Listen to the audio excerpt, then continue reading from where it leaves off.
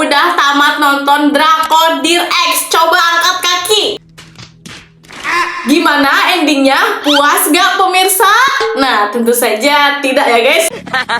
안녕하세요, 백아준입니다. Film ini emang keren ya, aktingnya kuat, suasananya juga konsisten, bernuansa gelap. Sepanjang nonton ini merinding banget guys. Kayaknya ya guys, kalau kuntilanak nonton Baek Ah-jin, pasti kuntil anaknya yang sungkem sama Baek Ah-jin. Nah guys, terlepas dari gimana pun alur cerita Dear Ex, tapi di sini aku mau fokus sama karakternya Baek Ah-jin yang punya sifat ya gak punya emosi gitu, manipulatif, sering memanfaatkan orang lain tanpa rasa bersalah, dan juga kayak nggak punya perasaan apa-apa gitu. Nah, di video kali ini aku akan bahas apakah di dunia nyata kita ini adakah orang yang memiliki sifat seperti Baek Ah-jin. Nah, aku spoiler dikit ya. Jawabannya itu beneran ada guys. Nah, di video kali ini juga aku bakal bahas kenapa sih seseorang bisa punya perasaan seperti Baek Ah-jin. Apa sih penyebabnya dan gimana cara kita ngerespon ketika menghadapi orang seperti Baek Ah-jin ini. So, buat kalian yang penasaran, kalian harus nonton video ini sampai akhir. Soalnya bisa jadi orang yang seperti Baek Ah-jin ini ada di sekitar kalian. So, tanpa berlama-lama langsung aja kita ke pembahasannya.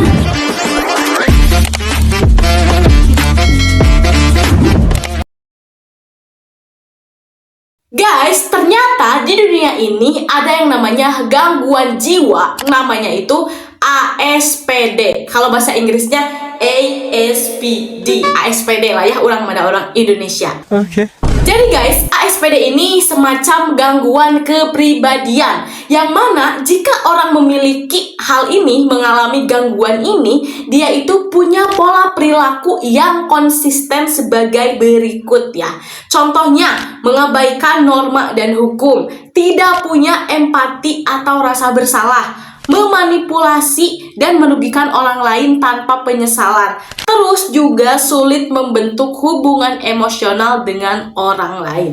Mungkin dalam cerita kita sering dengar istilah sosiopat ataupun psikopat. Nah, apakah sosiopat, psikopat, dan ASPD ini sama? Jawabannya iya guys.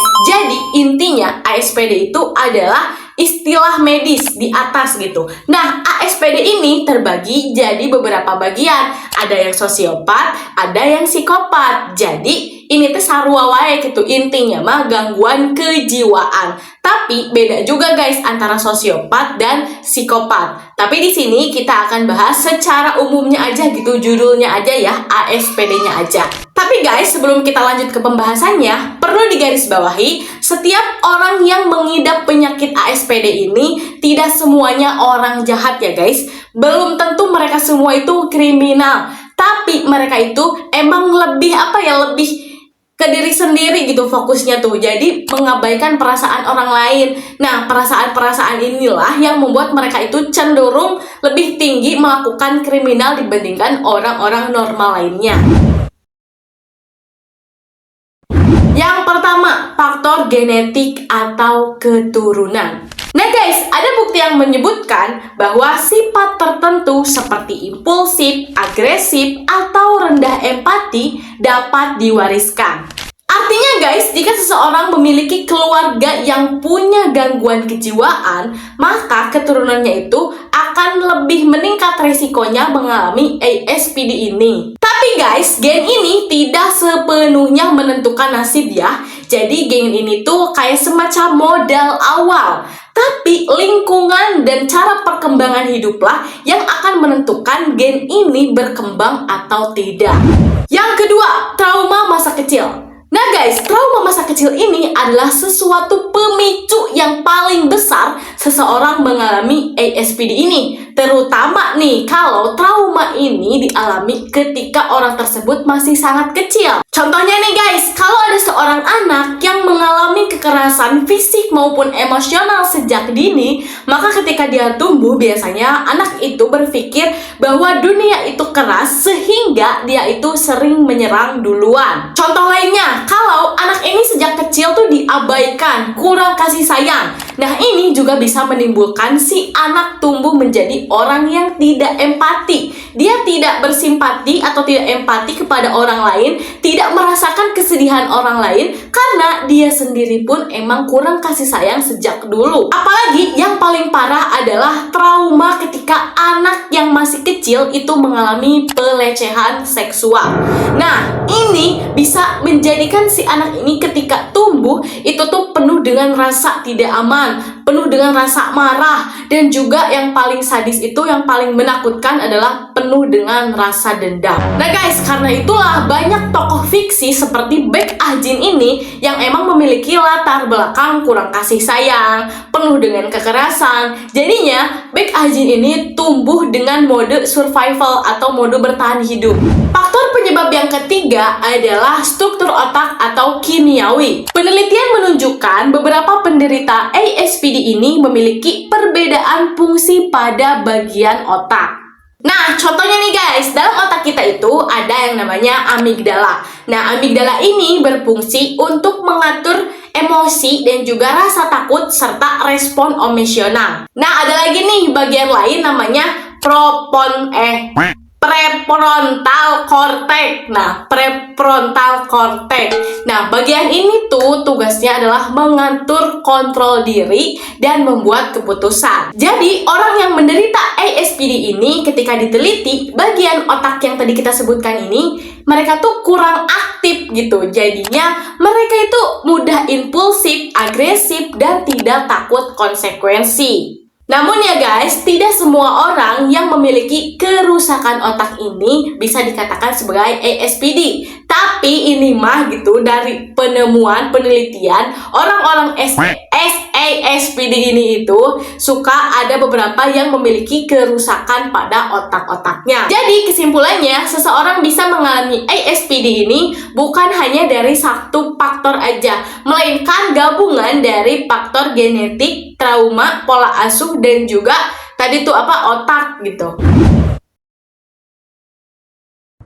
Yang pertama, tidak memenuhi norma sosial dan juga hukum. Sebenarnya orang yang menderita ASPD ini tahu nih ada sebuah aturan, tapi mereka sengaja melanggar dan tidak takut sama aturan tersebut. Bahkan mereka itu mikir kalau aturan ini adalah sesuatu yang membatasi mereka. Contohnya nih, melakukan penipuan online ataupun offline. Sebenarnya siapa sih yang nggak tahu kalau nipu itu nggak boleh? Nah, kalau orang normal mikir kalau menipu itu adalah sebuah tindakan yang merugikan orang lain.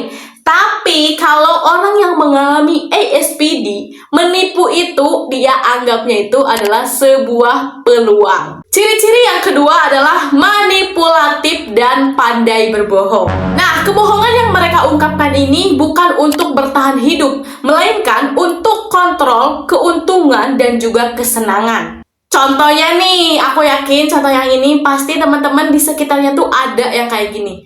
Pura-pura susah, pura-pura menderita supaya bisa minjem duit. Padahal aslinya kamu minjem duit itu untuk poya-poya, untuk liburan, ataupun untuk gaya hidup. Nah, awas, hati-hati guys, ini adalah ciri-ciri ASPD. Yang ketiga, minim empati. Jadi, mereka itu tidak akan merasa bersalah ketika menyakiti orang lain. Contohnya nih, ketika si ASPD ini itu menghina fisik seseorang. Kemudian orang itu merespon misalkan, ih kamu jahat, atau ih kamu tega. Nah, si ASPD ini bakalan ngomong kayak gini, ih kan cuman bercanda, ih gitu doang kok nangis. Nah, itulah guys ciri-cirinya. Ciri-ciri yang keempat, bersifat impulsif. Nah, ini tuh kayak bertindak dulu, mikirnya mah belakangan. Jadi, orang-orang ASPD ini sering memilih keputusan sesaat tanpa memikirkan akibat di masa depan. Contohnya, misalnya ada sebuah permasalahan gitu.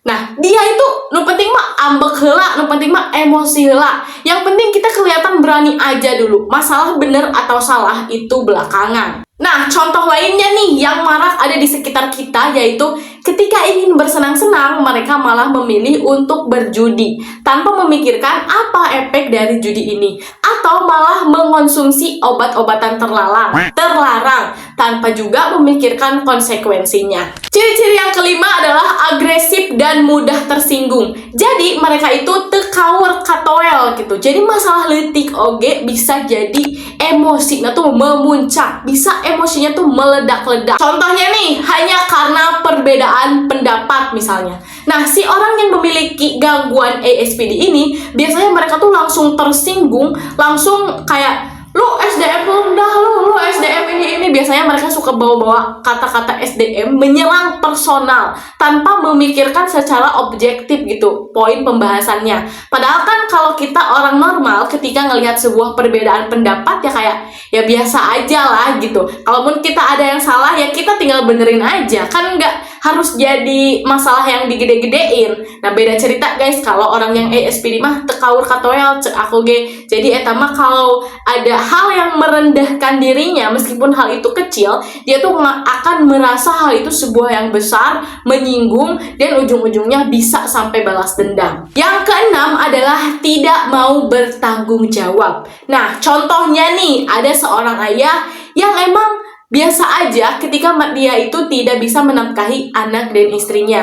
Contoh lainnya nih, kalau kita janjian buat ketemu, tapi orang ASPD ini melakukan pembatalan, terjadi cenah papangih teh. Nah, terus dia itu ngerasa hal itu tuh biasa aja, hal itu tuh normal. Padahal buat orang normal, ketika kita membatalkan sebuah janji, itu tuh kayak, ih baik tuh sih, ih hampura terjadi soalnya ya orangna aya pangabutuh lain. Kan pasti ngerasa bersalah, ngerasa ada yang aneh gitu di hati kita. Nah, kalau orang ASPD, mereka tuh B aja guys, kita yang melakukan kesalahan ataupun tidak tanggung jawab terhadap sesuatu. Ciri-ciri yang ketujuh adalah memiliki hubungan sosial yang dangkal. Nah, ini aku pribadi pernah ngalamin nih guys. Jadi misalnya ada seseorang yang di awal tuh kayak baik banget. Nah, terus pas udah deket, tiba-tiba dia itu mulai nih memanfaatkan kita. Nah, lama-lama kita juga mikir kan, wah ini orang kayaknya manfaatin gue nih. Nah, lama-lama kita juga kayak memberikan jarak gitu. Nah, setelah kita memberikan jarak, orang ini tuh akan ngerasa kita itu jahat. Kita itu tidak mau menolong dia lagi atau tidak mau berteman dengan dia lagi. Nah, karena dia punya sifat ASPD ini gitu ya, sifat yang tidak nyaman ini, makanya hubungan sosialnya itu biasanya enggak langgeng gitu. Kan kalau orang normal mah bestie dari SD bisa sampai nikah, bestie dari SMP bisa sampai kapanpun gitu. Nah, tapi kalau ini mah cuman bertahan tahunan aja. Nah guys, dari ciri-ciri yang udah aku sebutkan, apakah kalian mengenal seseorang dengan ciri-ciri seperti ini? Hati-hati ya guys, barangkali orang tersebut adalah ASPD. Atau apakah diri kalian sendiri yang ngerasa ciri-cirinya kayak gitu? Wah, hati-hati nih, harus segera berobat.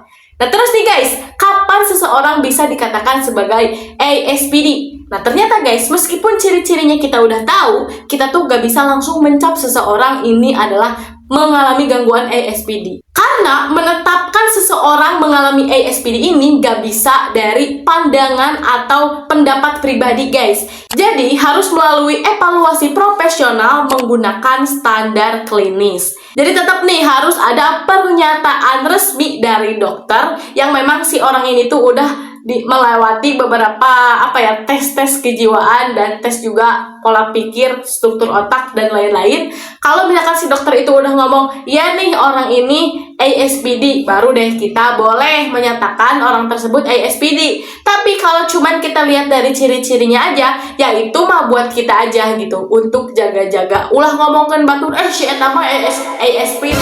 Ulahnya ulah gitu, lamun sakirana si orang eta can diperiksa ke dokter. Tapi menduga mah tina naon untuk kita berjaga-jaga. Kenapa harus berjaga-jaga di hadapan orang yang mengalami gangguan ASPD ini? Karena guys, riweuh sia sok nguras energi. Nah, sekarang kita langsung ke pembahasan yang berikutnya. Jadi guys, cara kita menghadapi orang yang mengalami ASPD ini, tergantung situasinya nih. Pertama, situasinya, kalau misalnya kita tuh nggak terlalu kenal sama orang ini, orang salewat, atau misalnya teman sekolah yang beda kelas, terus jarang berinteraksi. Nah, kalau orangnya nggak sepenting itu, mendingan ini mah, jaga jarak ti ayeuna. Kenapa? Karena kalau deket, itu tuh pasti nguras emosi, nguras energinya. Nah, terus kita juga berkemungkinan untuk dimanfaatkan. Ulah salah guys, orang yang mengalami ASPD ini bisa aja terlihat ceria, terlihat pintar, terlihat baik. Padahal itu tuh adalah sebuah kedok aja. Kalau misalkan udah kenal lebih lama, itu teh baru memunculkan sifat-sifat aslinya.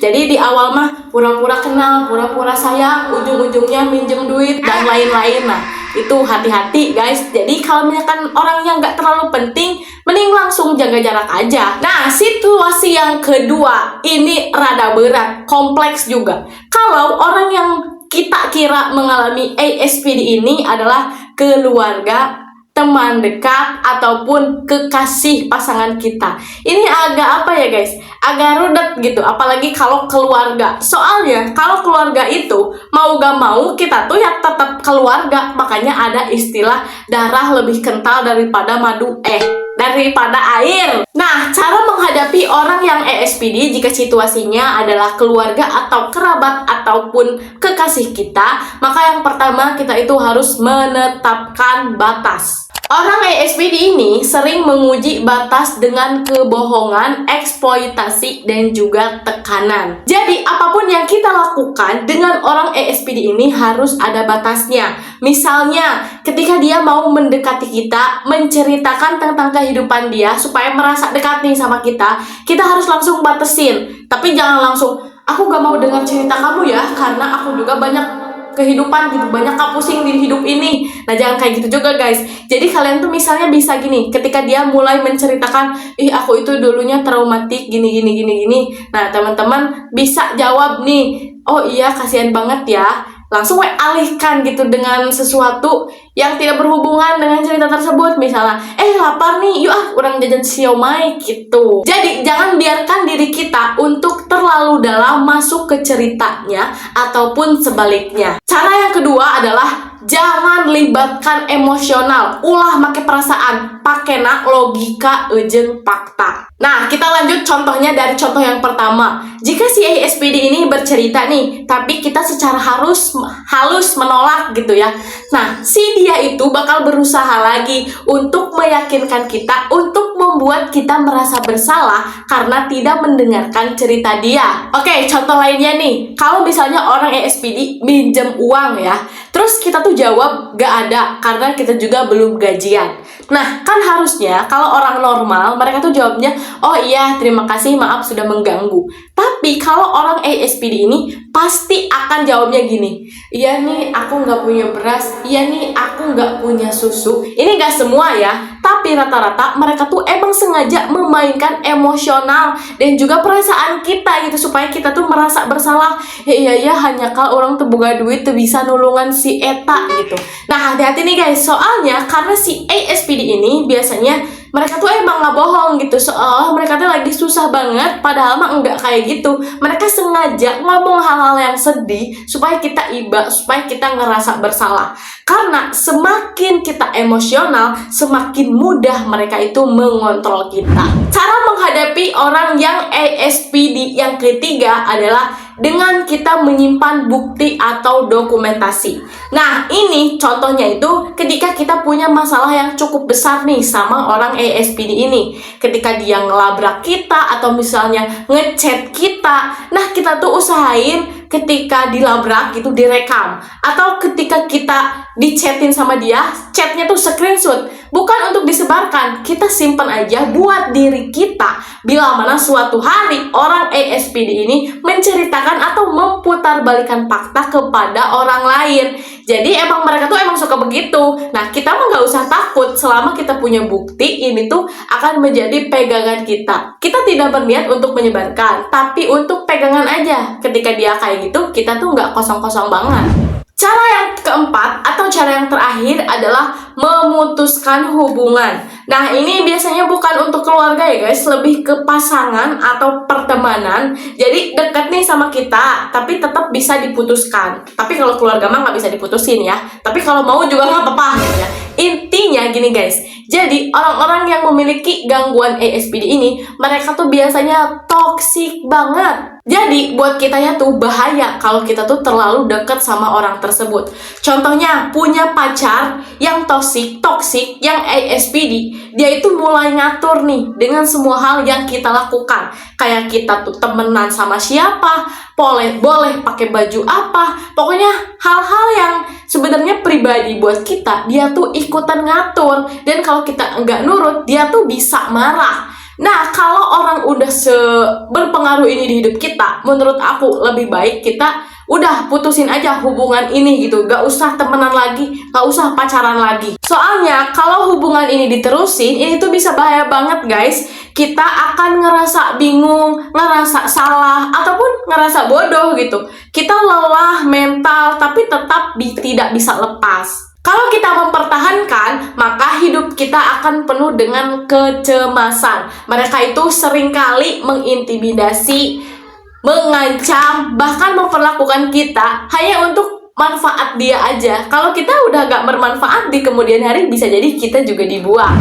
Oke deh guys, jadi itu dia pembahasan kita tentang ASPD. Jadi karakter Baek Ah-jin yang ada di drakor Dear Ex itu beneran ada gitu di dunia nyata. Dan bukan cuma 1-2 orang, tapi banyak. Nah, next video kita akan bahas nih orang-orang yang mengalami ASPD sampai melakukan kriminal tuh siapa-siapa aja sih. Terus gimana kronologi ceritanya. Nanti kita ceritain di video berikutnya ya. Oke deh guys, segitu dulu aja video kali ini. Mohon maaf banget kalau salah-salah kata. Ingat ya guys, kalau mau menentukan seseorang ASPD itu harus dengan pernyataan dan juga penelitian yang ahli seperti dokter atau peneliti ya. Gak bisa hanya diduga dari perspektif pribadi aja. Maaf banget juga nih guys kalau ada salah-salah kata. Dan juga kalau kalian ngerasa suara aku dari awal video sampai sekarang rada aneh, rada bindeng, kita kergering guys opat poe. Ayeuna rada mendingan, alhamdulillah, tinggal batuk jeung sorana rada borengkos kieu.